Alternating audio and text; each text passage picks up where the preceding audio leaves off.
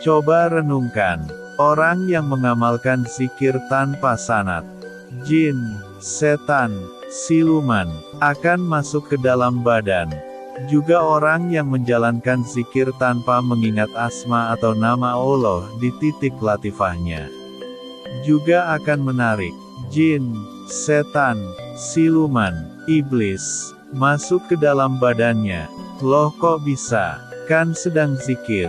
Iya, zikir itu bahasa Arab. Artinya ingat, zikrullah. Artinya ingat Allah.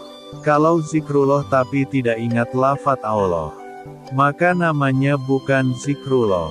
Coba dipahami. Saya umpamakan, orang melakukan zikir itu kan membaca berulang-ulang. Seperti melakukan sesuatu berulang-ulang. Contoh, kita memutar roda berulang-ulang, maka akan timbul putaran. Makin banyak ulangan, makin banyak putaran. Ketika roda itu memutar cepat, maka energi di sekitar akan ketarik ke dalam putaran itu. Coba saja ketika roda memutar kencang. Kira-kira plastik atau tangan kita jika didekatkan ke putaran itu kesedot apa tidak? Sekali tangan masuk jeruji roda motor, maka tangan akan ke bawah putaran motor. Kalau tidak percaya, sebaiknya jangan dicoba, nanti tangan bisa hancur. Nah, ketika zikir berulang-ulang itu, putaran makin kencang, energi di sekitar akan ketarik ke dalam badan kita. Yang kelihatannya diam, sebenarnya sedang memutar mengulang zikir.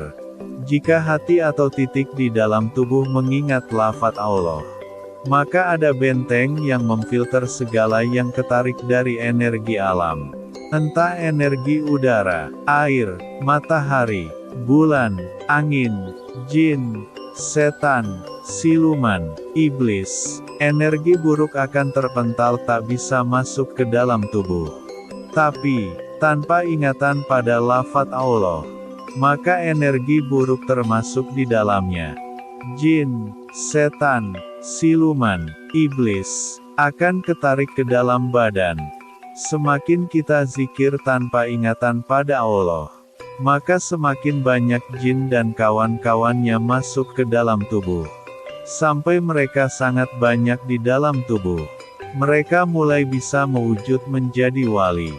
Orang berjubah bahkan mengaku sebagai Rasulullah Shallallahu Alaihi Wasallam.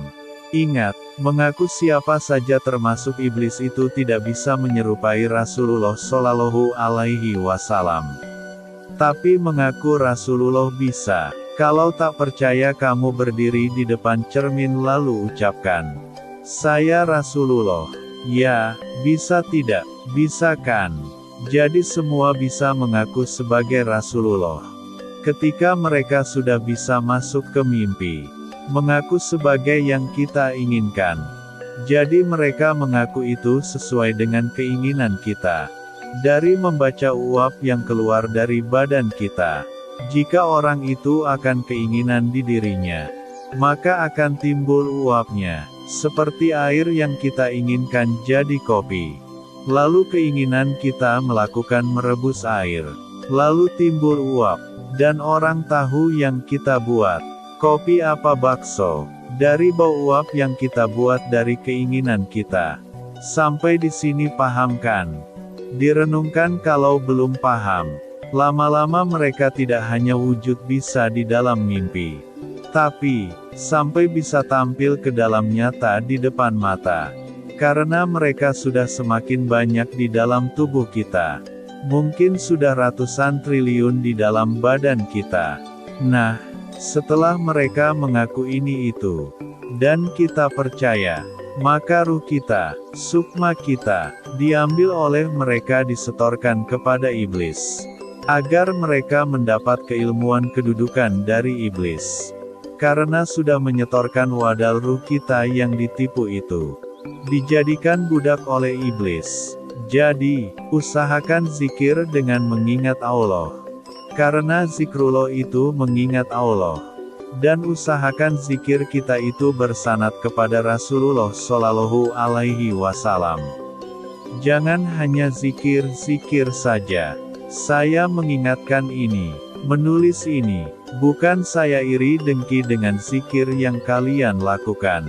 Tapi saya sayang, jika orang-orang muslim itu ditipu iblis dan jadi budaknya. Tapi kalau tidak percaya, ya silahkan saja dilanjutkan. Itu hak masing-masing membuat pilihan. Dan jika merasa benar dengan zikir yang dilakukan, ya silahkan saja. Nanti kalau sudah meninggalkan akan ketahuan. Apa yang saya tulis ini benar apa tidak? Pesan Sang Kiai.